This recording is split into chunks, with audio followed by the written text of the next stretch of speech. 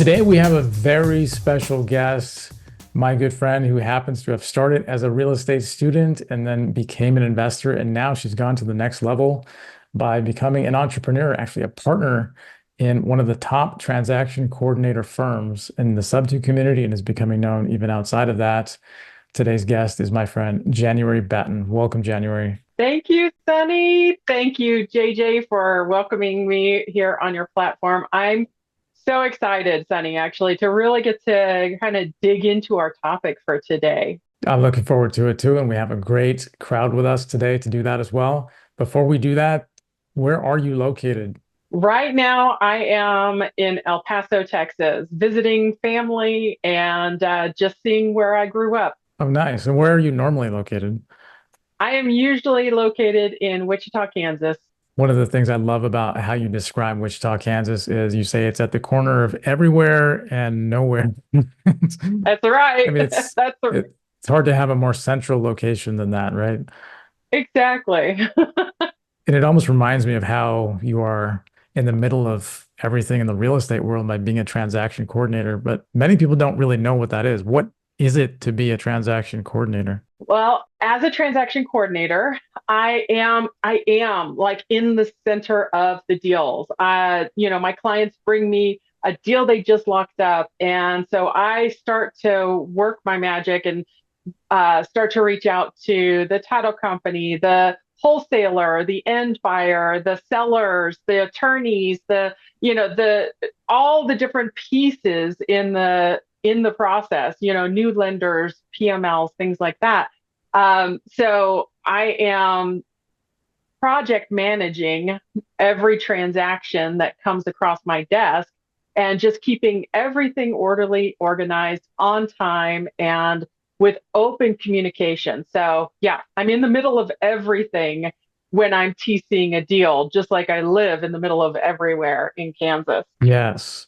And by being right in the middle of a deal, or really so many deals, you're working on multiple deals at a given time, and you've worked on many dozens of deals since you started being a TC. How has that contributed to your experience and confidence when it comes to private money lending? It's been an incredible journey. Um, some of us, we joined certain groups, whether they're real estate groups, investing groups, business groups, mentorship groups of some kind. There's always an educational platform that they offer us, and they're like, watch these videos and you're going to learn something about whatever it is that you signed up for.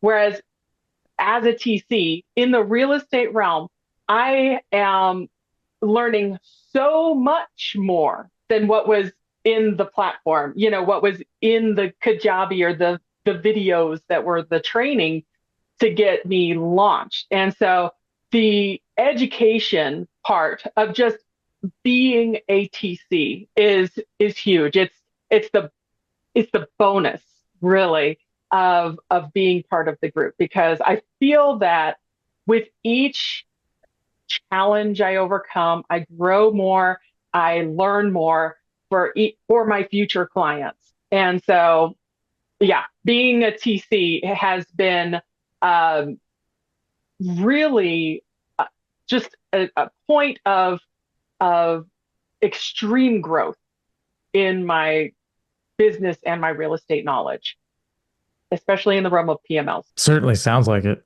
Before we even get into specific details about stories that you've had and experienced, what are some general guidelines if someone has not done a deal before, they've not done a loan before? What are some things that they really should keep in mind to stay safe in a deal, how to vet a deal or red flags before deciding what to do? The number one thing is decide how much you're willing to lose. And I hate to put it that way, but you've got to really look at it as if I put in $10,000, can my life still go on if for some reason I never get that back? And we don't want to lose that $10,000. And that's part of my job as a TC, to really dig in and help make sure that you don't lose that $10,000. But that's your number one thing. Okay, if I'm going into a deal, really how much am I willing to risk on that deal? So you determine how much you're willing to risk, and then you need to make the relationship. It's so good that we're doing this on JJ's podcast because he is all about the relationship. This is the number one important thing. You don't go out there and talk to some stranger on the street. Hey, look, I'm just driving along. I notice a guy out there. Hey, you want to give me $10? What? They're going to say no. They don't know you. You don't know them. The relationship is one of the most important things. Have conversations, multiple conversations before you ever jump into an investment with somebody, especially if you're lending your own money into the deal. But even as a borrower, you want to build that relationship because you're on the hook for that. You don't want to come across as a scammer. You don't want to come across as, that's the business I don't want to work with because I know they have bad business practices. So it's on both sides. You want to build that relationship and get to know each other and just have that business integrity together. That's great advice. It really is on both sides. And it's not a hard guideline about, oh, you have to have exactly an hour and a half of conversations or 3 hours of conversations. It's like you have to get to the point of being comfortable, right? And then at Right. what point would two people who are working on a transaction approach a transaction coordinator and say, we would love to have you as part of this deal to help us manage this, to help us vet the deal some more before we get it done? Is a transaction coordinator helping to vet the deal, or are they just really helping to paper the deal, or is it some of both? It does depend on the transaction coordinator and the company that they're working with. Perhaps, we have some transaction coordinators who have a lot of connections to underwriters. If somebody comes to me, and I'll be honest, I am mostly papering that deal. Good. But if if you need somebody to really underwrite that deal, I have connections. I have network of friends that I can share and connect you with and say, look, this guy does underwriting all day long. This is all he does. So go talk to this guy, get his get his opinion on this deal, and then let's move forward. The sooner you come to me as your TC, the better, really. It's really hard to say, all right, I just met this guy and he said he'd go ahead and lend me the money on my deal and we close in 24 hours. Like I've seen that happen. that happens an awful lot. And that right there is a recipe for a painful lending story. So, that because there's just not enough time to vet the deal. There's a lot of steps, there's a lot of paperwork to go through. As a TC, I'm reading through the title reports. Have you ever seen those title commitments? They are just tedious pages and pages of, there's this lien, there's that lien, there's a judgment, there's a tax warrant, there's criminal charges that have been attached to this person in their house. I have seen some incredibly crazy title reports. And so sometimes our wholesalers who are out there and enthusiastic and taking action, making chaos, and getting the TC to come clean up after them. That that's hard to do on such a very short timeline. Now it can be done. Most TCs will charge a fee for a rush or a prioritization fee in order to try to get that done, in a timely manner without having to delay the closing. But bringing your TC in early is the very best. I mean, if you have a wholesaler who's just locked up a contract with a seller, that's about the best time to start bringing in your TC. I've got the contract signed. Now it's time for the TC to take that and help me open escrow. From that point forward, I am involved in all of it and I'm getting all the communication. Whereas if the wholesalers had the contract for 2 weeks and they only just found their funding and they only just found their end buyer and they're like, okay, I think I want to bring on a TC, I've got to catch up with all of this. And then there's always the rush at the end, like, hey, we want to close tomorrow. And so that rush is where it's really hard to make sure that things are, solid, that they look right. So, Is there a typical timeline for that scenario you gave with a wholesaler? Um, you know, a lot of wholesalers are trying to help the some people who are in distress. Their sellers are in distress and they're like, I got to get out of this house before another mortgage payment is due. So that maybe gives us 2 to 3 weeks if it's a if we are starting at the early part of the month. And so that that's a great timeline. And if you've got a couple weeks to close, that gives enough time. When I'm looking at a deal, I'm looking at the title company. Is this a legitimate title company that we're working with? I'm looking at the all the documentation that the title company brings up and saying, is this really like this seller shows, yes, the seller's name, but there's somebody else here. Where's this person? They haven't signed any documents. Now we need to go hunt that person down. I work alongside title to help get these items discover, they discover all the items on the title report. But if some person needs to be found, I'm working with the seller to like, hey, let's get this contact information. Let's get this, make sure that we have everybody who needs to sign for this closing. And sometimes that takes a little bit of detective work. Or a lot of detective work. Yes. Or, yes. I watched all of the interviews you've done with other podcasts, and one of the things you said is that you've never seen a settlement agreement that was 100% correct. And that's somewhat scary to how many mistakes title companies make. And what you just said reminds me also recently I was ending my first private money lending deal, and the borrower, who's a friend of mine, was refinancing into some other deal. And I got contacted by a title company that was working on that deal. And the link to their website went to a GoDaddy 404 not found page. At that point, I started asking myself, how do you vet a title company? How do you make sure a title company is legitimate? Because at that point, I started questioning, is this title company legitimate? Or am I being contacted because somebody knows something and they might be trying to scam me? How do you vet a title company? I First off, I do look up their LLC name with the Secretary of State, see how long have they been in business. That is a fairly simple search on the Secretary of State's website. So I look up how long they've been in business. Also, if a title report has already been done, there's an ALTA ID number, ALTA, American Land Trust Association number. And that ALTA ID number is a 7-digit number that I can use to go into the ALTA ID website, and I can locate them in within the Alta database. And Alta is just the kind of the Coca-Cola. It's the brand name of title commit. That's basically, most title commitments are going to be through Alta or somehow associated with Alta. Also, again, Uh, stands for the American Land Trust Association. Land title, I think it is Land, American Land. land, land title. Okay. That's good for people to know. That's a writer downer, as they say. Oh no, now they're taking notes and I might be wrong. Oh. Well, But if you it's can one of easily those pop things that in you Google see it. and make sure you get the right one. Exactly. So it's easy to Exactly. forget the exact names of things, but I think that's a gem Yeah. that you just gave everyone. What else would people need to know?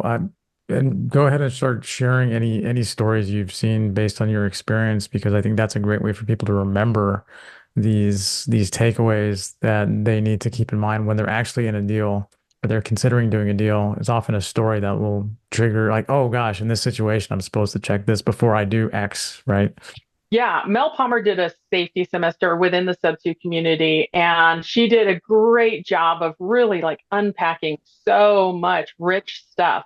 But that's a 12-week course. And so some of the great takeaways from learning from these other people who are like awesome at deal safety security is, number one, you've got to know who you're doing business with. If you're the borrower, who is your lender? Is that lender somebody that is reliable, able to fund within the time period that you need? Or, are they, just kind of flaky? If you're the lender, who's your borrower? getting to know each other, relationships, they really matter. What is your borrower's experience? I've got a story that I've TC'd a number of PML deals, private money lending transactions that so many of them I don't hear from again. Once those closing documents are signed, I they take on their own life and they go on without me. But many times I have had some of those lenders coming back and they're like, "Hey, have you heard anything from this borrower? I haven't been paid back yet." I've gotten that with deals that are, $10,000 deals, $25,000 deals. One of the biggest ones that that I TC'd, and we've gone through the whole time, and the lender has come back and said, I haven't been paid back on that. That one was $170,000. So it's like, ooh, I feel that really, really deeply. One of the important parts of being in your lending transaction is communication. That is huge. And a lot of people are kind of expecting the borrower to go give reports to the lender. And it really is how it should be. If the borrower is fixing and flipping, then they need to be sending you updates if you're the lender. And you can clarify that in your paperwork. I've got some lenders who actually say, if you don't give me updates every 2 weeks and you miss two updates in a row, so if they go 1 month without updates, then they have it written, they have their attorneys write into their contract, that is a breach of this contract. That is a breach of our agreement. And I can call the note due right then. And I can start charging penalties and things like that. So communication is key, so important. But let me put it to you this way. Have you ever bought a car, Sonny? Yes. Did you get a loan on that car? I didn't on that one. Do you know anybody who Most has people gotten a did. loan on a car? Yes. Most people do. Yeah, yeah. Most. Do you think, did that borrower ever like send an update to that loan holder and say, "Hey, I changed the oil this week. It was good to go. Hey, I refilled the windshield wiper fluid." Do the borrowers on your normal everyday loans, if you have a mortgage, do you say, "Hey, I scrubbed my toilets this week. I'm going to show you a picture"? And, no, that's kind of like what our society is. The lender is the one that sends the statement and says, "Hey, you've got a loan with me. It's time for you to pay. Let's do this." So in the private money arena, we've flipped it. And we're saying the lenders are saying, "No, borrower, you need to send me updates," because the borrowers are the active members in this transaction. But it really is important for both parties to communicate with each other. If your borrower is not updating you and you're the lender, you need to send out, "Hey, just touching base. I was expecting an update last Friday and you haven't sent it to me. How is the project going? Are you still on track? Or what's going on with this?" So that's kind of the communication aspect of being in the transaction. A lot of the stories that come to me, that is, I loaned out $25,000 and the borrower never contacted me once during that transaction. I asked them, "Well, did you ever reach out to them?" And I know the the burden needs to be on the borrower to communicate to the lender.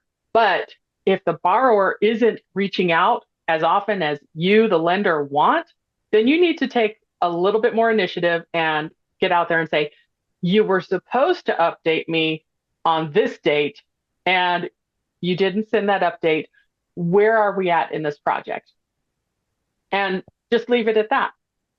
Open communication back and forth is really key in hopefully preventing someone from, say, not paying back because they didn't feel like you cared as a lender. Hey, they never bothered following up. They never kept up with it. So they're probably okay if I keep it for another month or two. That really is so important. On my first deal, I was lucky that my friend was frequently updating us. It was a partner and I that did that deal. We didn't think to put that in the agreement in the first place. At the same time, it was so valuable, especially it was a fix and flip, and those are inherently risky. And he ended up having a major health issue and needing to go to the hospital. Mm, Thankfully, he was experienced and he had a backup plan and a backup plan for his backup plan. And the work on the house continued to go forward even when he was in the hospital.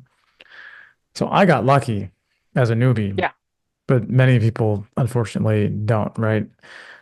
And when you specify the communication, you would even specify, I'm guessing, the form of that communication. Hmm. Absolutely. Like one of my lenders has, you will email me updates, a written update with photo examples of the, progress of the fix and flip, because a lot of lenders are lending on fix and flips. And those are the ones that tend to not get paid back. They go over budget, they go over time, they go longer, they are just like, oh man, I didn't expect the supplies to cost that much. And so if you're not an experienced fix and flipper, that can get you. So that can get you messed up in your numbers. Um, so communication is huge. Vetting each other. That's another really good thing. I mentioned getting to know each other and having a relationship, but you know, even even if we've had a number of conversations back and forth, Sunny, let's wanted to come to me and borrow some funds. Well, you know what? Do you mind if I run a credit check, a report on you? Because there are companies out there that are able to provide, some credit reports, and it doesn't have to be a massive, huge credit report. There are like landlord reports, which are, which are pretty thorough. They show, your credit, how your payment history, how many open revolving accounts you have. And a landlord report even goes into how many evictions you've had, or how many judgments might have been against you for non-payment of whatever debts you might have. So that would be something that a lender could have in their back pocket when starting to build a relationship with a new borrower, especially some of those borrowers that are out there and really active. Because we've got some fantastic fix and flippers out there that they're like, okay, they've got a system set up. Yes, they've got some experience, but you want to know a little bit better. Well, how often have they repaid these past fix and flips? Getting a HUD from somebody is easy, but that doesn't really tell the whole story. What was your original budget for this fix and flip? I see you bought it at 120 and you sold it at 210, but what did you actually like spend in between? What was your profit on this? What was your, maybe a screenshot of that wire that came back in after you sold it to see what you really got in, between those two numbers there in the delta. So working with a new borrower, it takes a little bit of extra effort to say, you know what? And I will say there's a lot of lenders out there, there's a lot of borrowers out there that are kind of like, let's do one night stands, you know, for lack of a better phrase. Instead of saying, hey, you're a borrower, I can be a lender for you. Maybe you need multiple lenders because you've got so much deal flow, but I can be a consistent lender for you if we build a solid relationship. And so, oh, you need $50,000 for this fix and flip. Okay. And once that one comes and gets paid back, now you need 60 on that one. Okay, we'll get this one paid back. You need another fix and flip to go to. We can do that. But that's a very long-term strategic relationship. So getting to know your borrower is huge. And if the borrower is willing to go through a background check, that helps. That is something that builds the trust between the lender and the borrower. Those are great insights. And we have a live question from Mr. Chris Birmingham. So I'm going to bring him on. Chris Birmingham, you're on live with January Batten. What's your question? Hey, January. Hi, Chris. How are you doing? Been a couple weeks since we talked. I just wanted to click on and say hi and let everybody know she's the best. I'm trying as a newbie in sub two, I'm trying to learn and grow and fail forward as much as possible.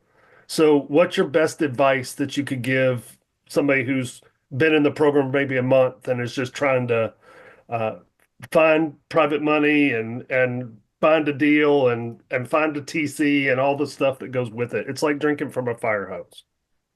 Absolutely, it is. It's one heck of a fire hose, though, um, because within the Sub 2 community, it's a really unique community because we've got leaders just like JJ in it that say relationships, relationships, relationships. Right. That's one of the first tips that is given. And I know when I first joined Sub 2, I was like, okay, I just put out money to join this mentorship.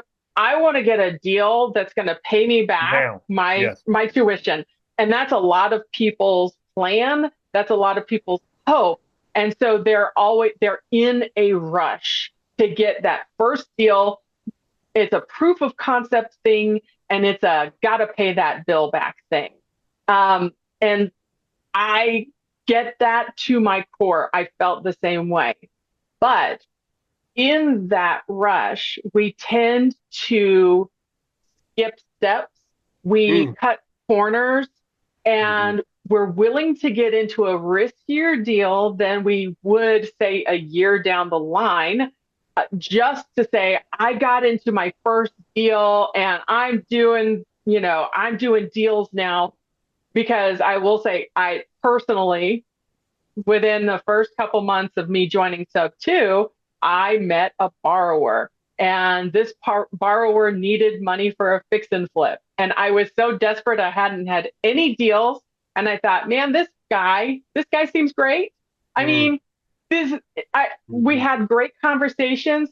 I didn't do any really background vetting because I was new. I just kind of didn't know. And I can share, I don't have the websites on the top of my head, but there's a few websites out there that you can go $20, $30, $45, $50 sometimes, depending on the range of search. But you can do these simple background checks that Good idea. shows where their credit is and how Yeah. they're doing on paying back and paying their bills and things like that. I didn't do any true background check. We just had some great conversations. And I said, yes, I will lend you the money for your fix and flip. And, you know, communication was actually very good through the whole process. But unfortunately, the communication turned from we're making progress to the city has come in and stopped work. The city said this, the city did that, the city did this. And now I've put all my money in it and I can't pay you. I can't pay the underlying mortgage. I can't do anything with this. I am stopped. I'm frozen. And he was paralyzed.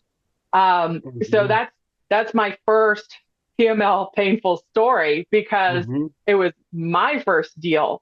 And to be honest, I'm still doing that deal to this day. I was able to take over the property in lieu of foreclosure, and I am finishing off that fix right now. Actually, right now, the contractors are working on it. So, I had to shift. This is a PML deal that gone sideways. And perhaps if I'd have just taken, had somebody lay out, have you looked at their background? Have you looked at their experience? To, get some more information about that Yeah. borrower Yeah. before you get into that lending situation. I probably could have uh, saved myself from some stress, from some Right. frustration. Right. So Well, maybe not such a as rush. you said, as a married human being, my better half would like to see proof of concept. So I went out and searched for a deal as quickly as I could, and I think I even sent you some information on it. and it's not a deal. Doing the underwriting, looked at it, and it just wasn't a deal. So I'm still looking, but Yeah, I appreciate you and look forward to yeah, talking to you again, having some more conversations, and maybe even getting you to TC some deals for me. absolutely. And see, these kinds of conversations about the deals that you have, we're able to, have an a kind of a brainstorming or a Right. masterminding session about the deal. Okay, I see what you've got there, but how are they going to pay you back? If Mhm. this is like they're fixing it so they can go live in it and turn it into their homestead, where are they getting the money to pay you back, right? Something like that. So always knowing the borrower's exit strategy is And I, and important. I'm and I'm more the borrow. I'm more on the borrower. That's hard for me to say. Side Yeah, than I am on the lender right now. I'd like to get right. some money so I could PML some stuff, but right now I'm the borrower, so I'm the one that has to prove how I'm going to make money. And that one just didn't. It didn't make money. It's too much of a too much rehab to be done to do. I wanted to do co-living in it, so. Yeah, Uh, yeah. Sonny, I appreciate you letting me in. January, have a great day. Let's Thank talk you. real soon, okay? Absolutely, Chris. We'll talk Good to again. see you. Good to see you. Thank you so much, Chris. Those are great questions, especially coming from the perspective of someone who's just getting going. And our friend Nika had a insightful comment as well. This is something I don't normally hear. She said that one thing that we talked about reminded her of getting keyman insurance on the main person with whom the lender is the beneficiary would be smart. Just had a friend that did that and it actually happened and she was covered. I think Nico was referring to what I said about my borrower getting sick and being in the hospital. Hmm. Correct me if I'm wrong, Nika, if he wasn't able to somehow recover in time or something, then if I had keyman insurance on him, then I would be covered as the lender.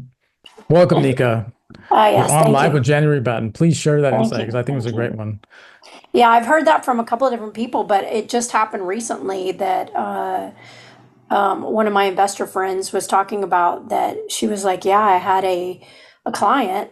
That's what she called them. That she had lended money on the house, um, and he was very young, and he died, and she had Keyman insurance, so she didn't have to take over the house. The house can go to the family or whoever was in his will, and not have to go into a battle over that. That the insurance ended up paying her for what she had put, into the house. So yeah. And actually a friend who teaches capital raising mentioned that when she was teaching as well, for on the big person, especially if you're main person and no one can come in and take over, that they have all the skills to complete that, even maybe bigger projects, then yeah, probably good. So it's not a That mess. is, yeah, Nika, that is such a good point.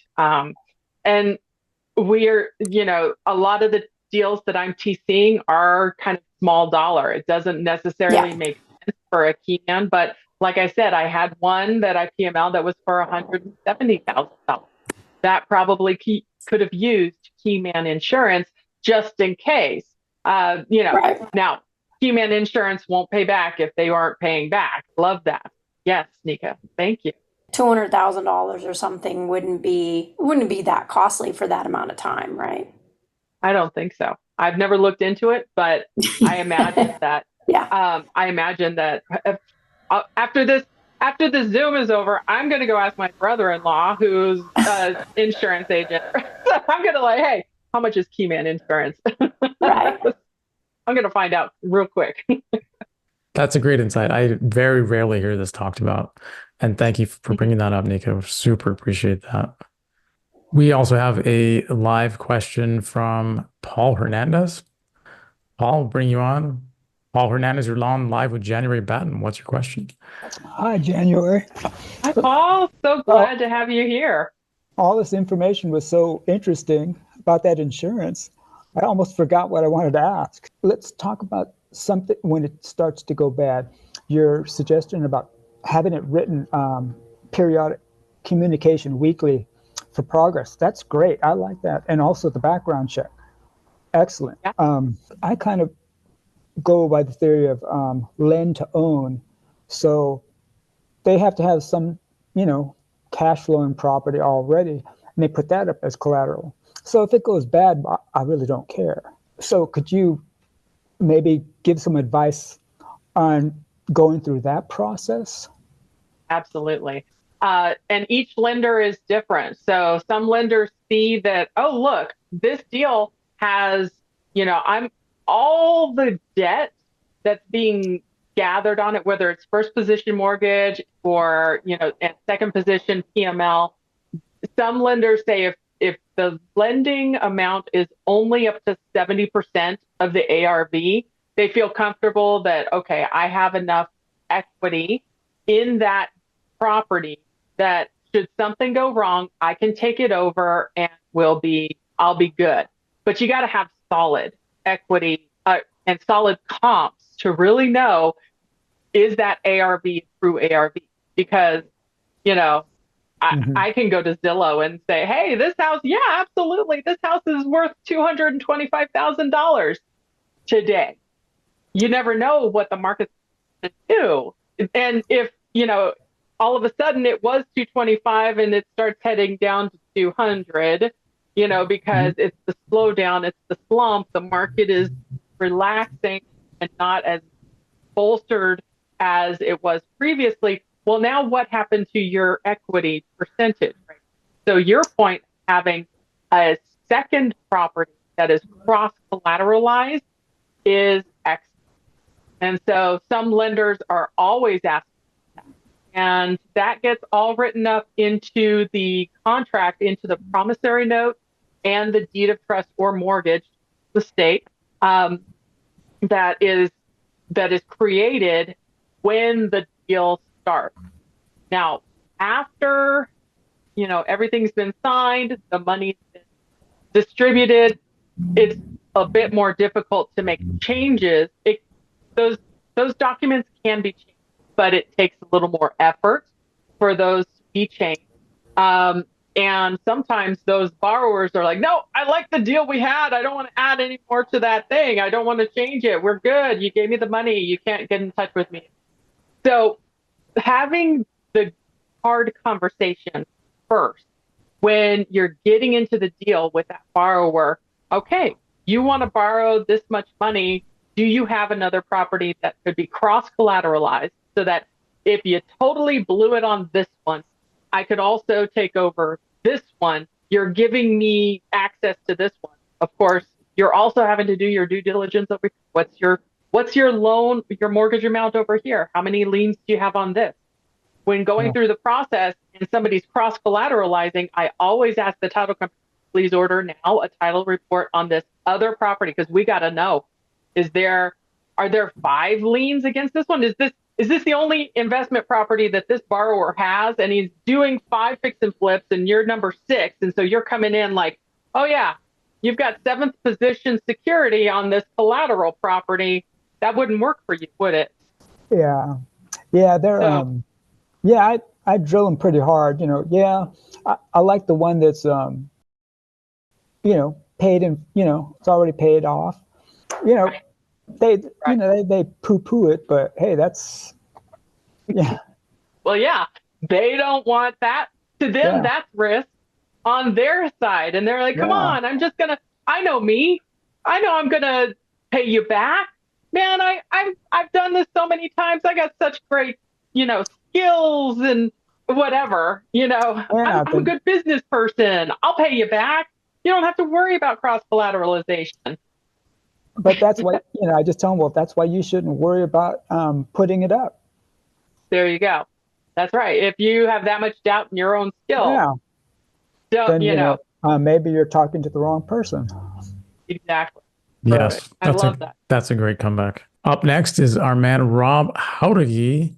Hey, Rob, you're on hey, live with January Batten. What's your hey, question? Sonny, how you Hi, doing? Rob. I am Hey, so good. January, How are you? Great to be how Yes. with you, are you? Rob. Hey, thanks for giving me a ton of information, and I really have to consider the TC's perspective. I'm going to be venturing out to be a investor mindset is really what I have to start focusing on, as well as I am a connector. So with that said, I like the fact that you've really changed my mindset to thinking that I need to have my criteria set with a potential borrower to connect to a PML to Absolutely. save a lot of potential lag time. Yes. I And will tell you, as a connector, you are such an important part of the deal structure because you actually can take care of some of that vetting before the right, deals even happen. exactly. If you have the borrower go through the background check, the credit check, and all that kind of stuff, you can have that in your arsenal and say, all right, the borrower needs this money. Lenders. Here's the background. Here's the vetting I have done of this person. Here's Right. their experience. You are such a valuable part. I love connectors because I think connectors could really revolutionize the private money lending space. And so, yeah, you play such an important part. Well, I mean, thanks. You really opened my mind. I never realized that till this call today. So thank you. But one more question. When establishing a relationship with the TC, I mean, other than Starbucks, what's the best way to build that relationship? Hey, just having these conversations. This is honestly my favorite part of being a TC in the community. I have had hundreds of Zoom calls and just one-on-ones conversations. Let's get to know each other. Let's share a little bit of what our dreams are, our vision. What's your background? Where are you wanting to go? What is your ideal business that you want to grow and expand, and where can I come in and help you get that business really growing? Because as a TC, my presence within a deal saves you time, and you're able to go do more of what you're good at, so I can thrive and do what I'm good at in each of your deals. So just these conversations, getting connected, and because it's different than a borrower lender relationship in that I am project managing for you and not borrowing money from you. So it is a little bit more of having a good deal and having a good first experience. Perhaps, sometimes you got to try out a TC and let them run a file and see how you like them. And, Right. I'd say in my experience, I've helped my clients close over 100 deals. And I have multiple repeat clients that really value, they go to bat for me actually when they have a wholesaler say, no, I've got a TC. And they're like, if you don't use my TC, I'm not doing the deal with you. And that is how they approach their deals now, is they bring me on as their TC because we have built such a relationship, and the value I bring to them in the transactions has saved them so much time. And quite a few of them, I just saved one about $80,000 in a deal. Nice. So that's a bit of what I can do for you and your deals as your TC too. So. Oh, that's awesome. I really appreciate all the advice and guidance. So you actually just helped my business scale. So thank you. That's right. All right. Well, thank you, Rod. Thank you, Rob, for those great questions. Thanks. January, one of the questions I have, and I think some other people might have, is what is in the realm of a TC, a transaction coordinator, versus what a real estate attorney would need to be able to help with? All right. Well, a transaction coordinator is going to work hand in hand with your real estate attorney. I've got plenty of attorney connections throughout the country for all the different states that I TC deals in. While as a TC, I'm not writing your contracts, I am not writing your promissory notes or your deed of trust or mortgage. That's what your real estate attorney is doing for you.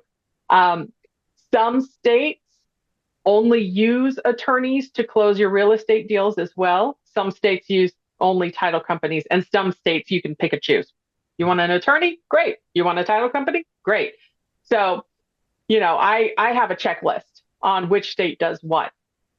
But for me as a TC, when Sunny, you and I are going to go do a deal that is lending, that lender absolutely needs a promissory note and the security instrument. That's either the deed of trust or mortgage, or other states call them other things. Montana, it's like a trust indenture, or, so there's other names for it, but we typically think of it as deed of trust or mortgage because that's the most common. But Sunny, I'm not writing your promissory note. I'm not writing that deed of trust for you. A real estate attorney is going to write that because that is their realm of experience and expertise.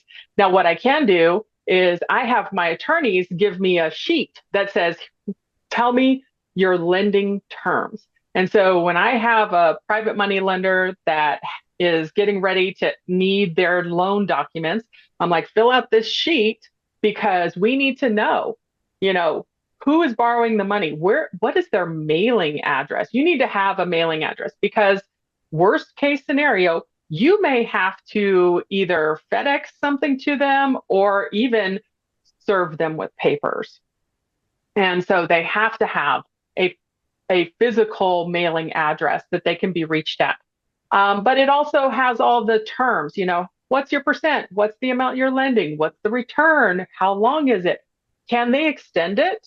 If they can extend it, how many points are you going to charge them for extending it? So it's a nice sized spreadsheet that I share with you. You fill it out, and then I take that and give it to the attorney and say, here you go, write up this promissory note and deed of trust. And then they're like, okay, here's your stuff.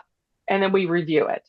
So the TC helps gather that information for the attorney because the attorney is like, hey, I've got lots of these I'm doing every day. If I have to keep on coming back to you and say, well, what was their grace period? What was their mailing address? What was their, which state was their LLC formed in? These are really key important features for each security instrument because there's certain stuff that absolutely has to be in that deed of trust before it's considered proper to be recorded at the county level. So if you've got an LLC buying something, your LLC needs to read, January Batten LLC, a Kansas limited liability company, so that's that's kind of the title of your LLC in that deed of trust.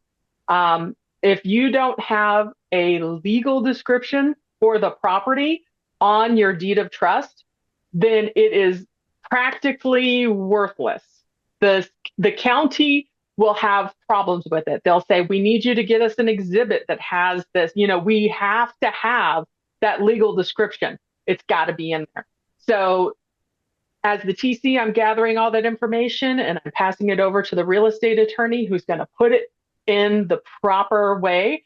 And then we review it, make sure everything's spelled right. Because, mistakes happen all the time.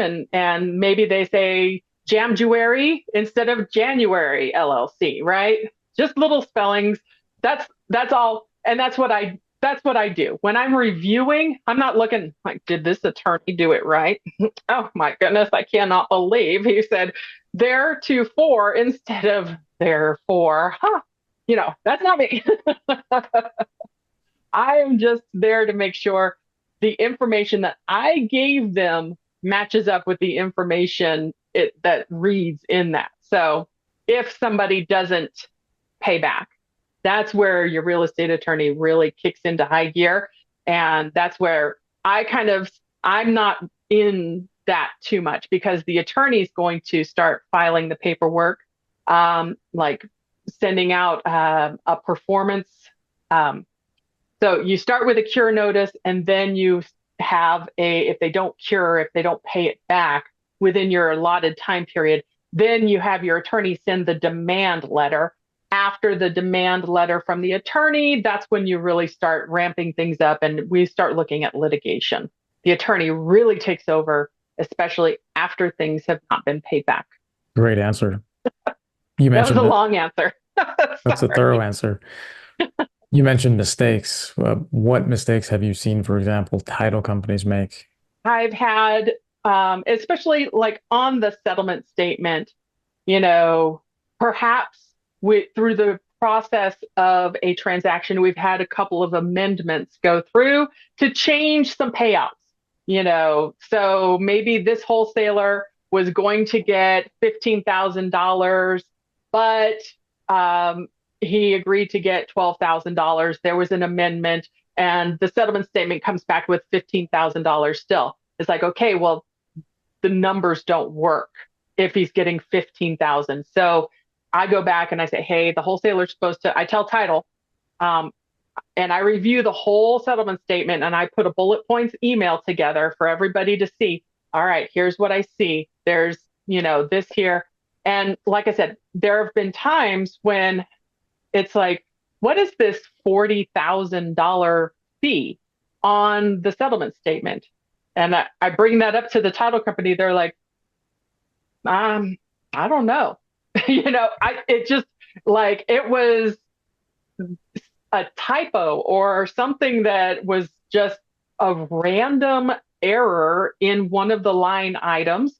And sometimes they've got the wrong seller or the wrong buyer in the information at the top of the HUD. So I'm looking at all of that information just to make sure, you know, we don't want to go into closing and say, oh my gosh, you know,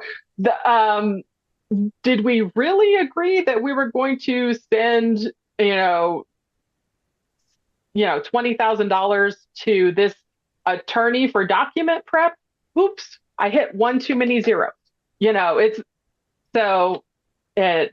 just let's look and match things up. And I get contracts and addenda out next to the settlement statement and review that thoroughly. So important to check all these things. It just highlights the value of a transaction coordinator, especially an experienced one like you. Tara Paget, you're on live with January Batten. What's your question? Yes, thank you. January, just taking off your TC hat and putting on your private money lending hat. Just wanted to hear, what is a horror story where all signs were good until they weren't? So what is the biggest lesson from whatever that situation was that you took away from it that you can share to kind of buyer beware, always do this or don't do this or look for this, just going forward? Just curious on as a private money lender, ourselves and with our club, wanted to kind of hear your experiences as far as like, never do that again. Yeah. Okay. So a fantastic example of that. My husband and I, we are Gators. We lend on fix and flips. We've got second position security, but man, the ARV is so good, especially, just with all the comps and everything. It was a no-brainer. It was really like, we should get into this right now. This is a home run. And things started out just fine. Hey, yeah, we've already applied for the permits. We were getting regular pictures and updates. And then all of a sudden, silence. And, we're starting to ping them for, hey, what about this update? What about that update? Tell me a little bit more. What's going on? You stopped communicating. And they said, sorry. There's been a lot of hecticness here. The city has come to a screeching halt in putting out permits. For whatever reason, it was just, they were so backed up. And so the permits were not being issued in a timely manner. It was submitted for a permit, and they're hoping to get a permit in the next month. I don't know the area, but okay, that's fine. But you need to keep telling us this. You need to keep updating us. We were telling the borrower, we need to know the good, the bad, and the ugly. Don't hide things because you're afraid we're going to get mad or something. This, you're still in your time period. We still had time left on the loan. And so we were like, look, do we need to renegotiate? They're like, no, no, no, we're good. We're going to have to, we're going to speed things up once the permits come through.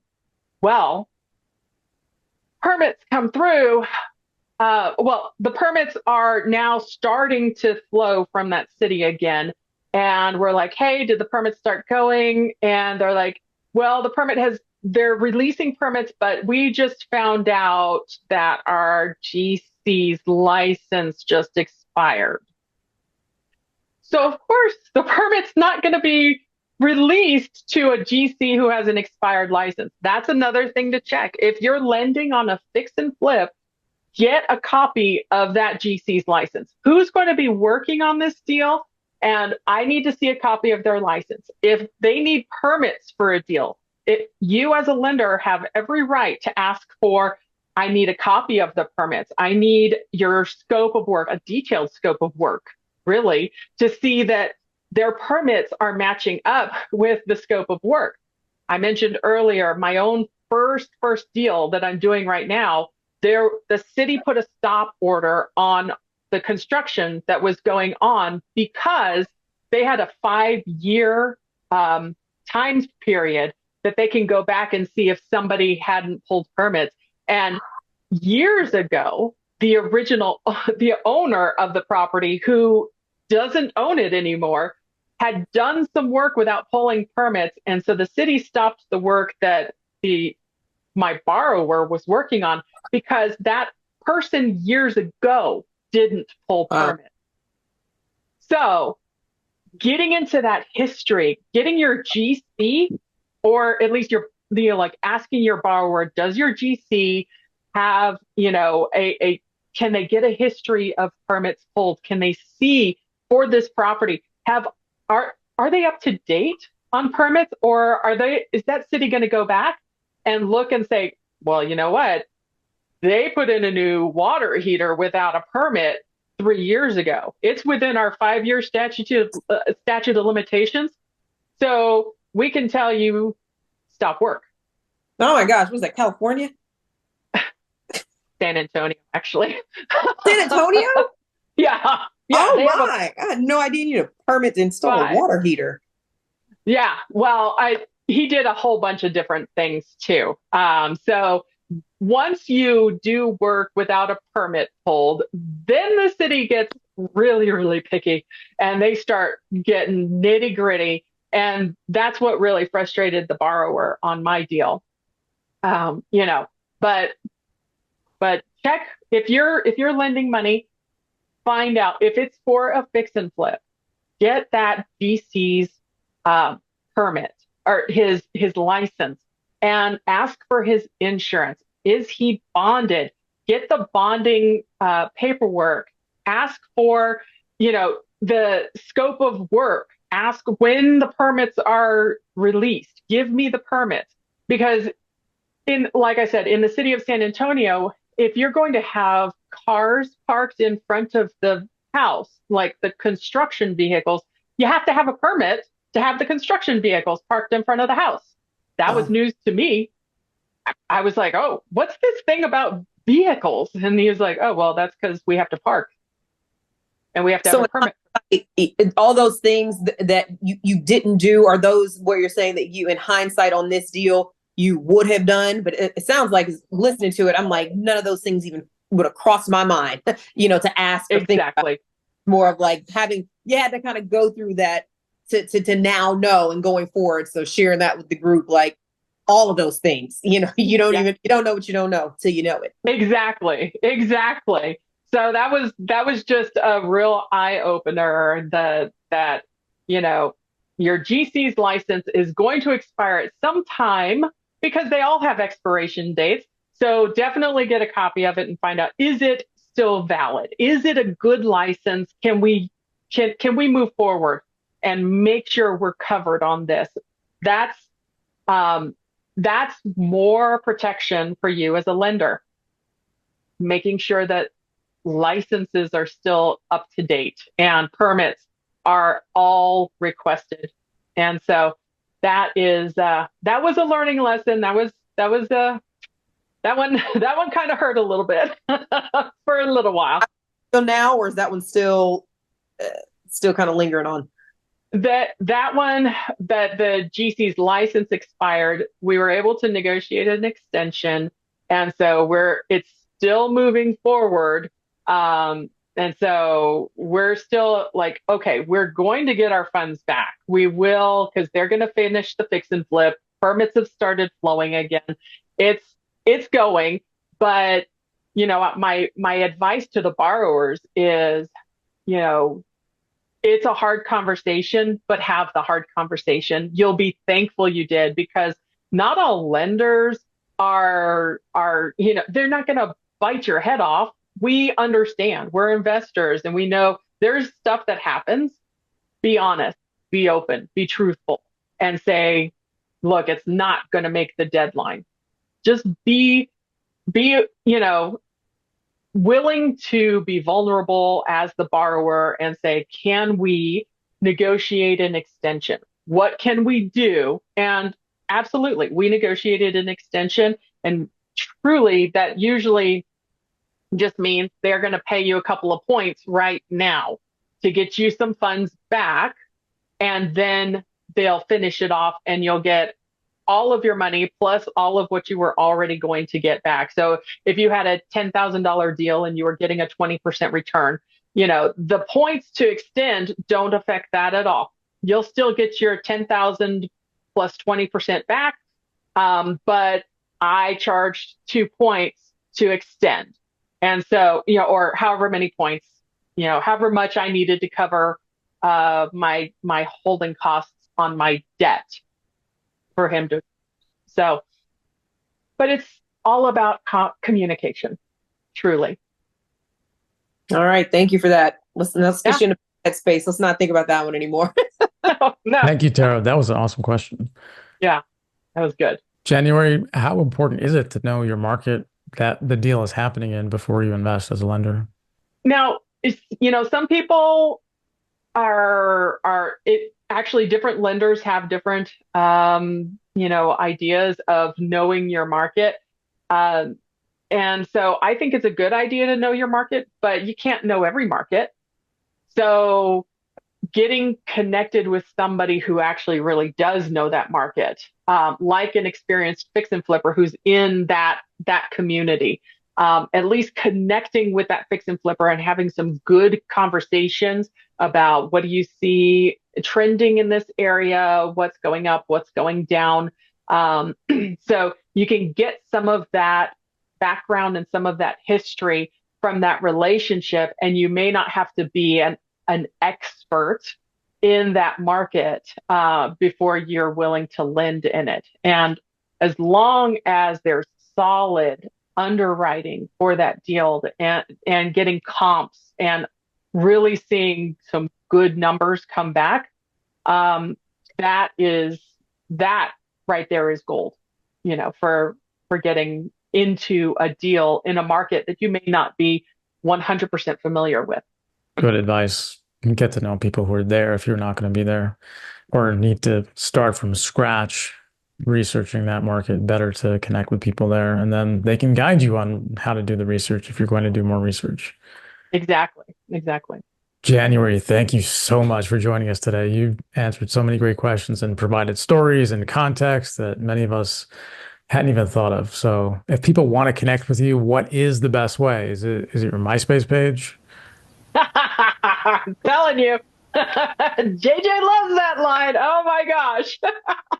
I'm active on Facebook, and so my DMs in Facebook Messenger is a great place to get me at January Batten at Facebook. I'm also learning and expanding on Instagram. So I'm at January Batten on Instagram, and those are two of the ways that you can find me and get connected, have a bit of a conversation, and maybe book a call and just get to know each other a little bit better and see How can we work together? Excellent. And as JJ often says, 90% of people are chasing deals, not the relationships. How important is it to use social media for networking?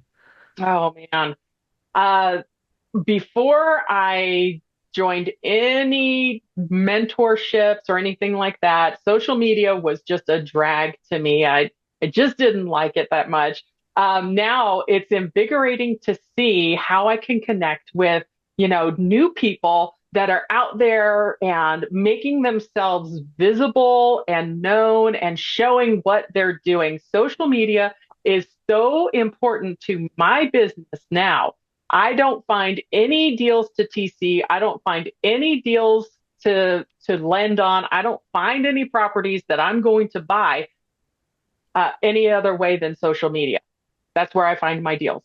Sounds good. And how important is it for a new real estate investor to join a group like JJ's? Gosh. Oh my goodness.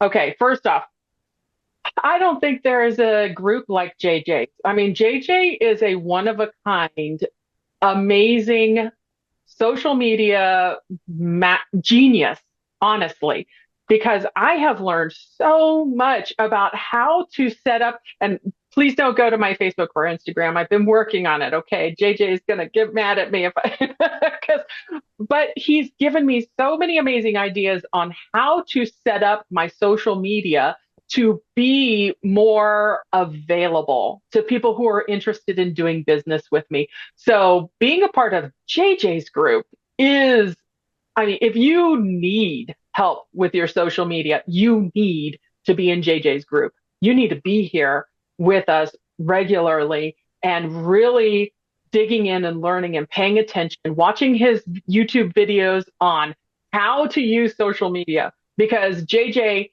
is, like I said, he is a genius in this stuff. I wish I knew where he learned all this stuff because I just love it though. So being a part of JJ's group is crucial. Now, being a part of other groups is also so important because that's where you're going to find your relationships that are going to be, working business and growing business and expanding together time and time again. I was introduced to a lender during one of the files that I was TCing. And over this last year that we've had this relationship, I TC'd a number of files for him first. And then we started working together and collaborating as lenders together on deals. And what a unique way of meeting this person that I never, I mean, there was just no way I would have ever met this guy if it hadn't been for social media connection and working through these deals together. So really, there's so much business to be had out there. And social media is truly where you're going to find the relationships that will get you into the deals.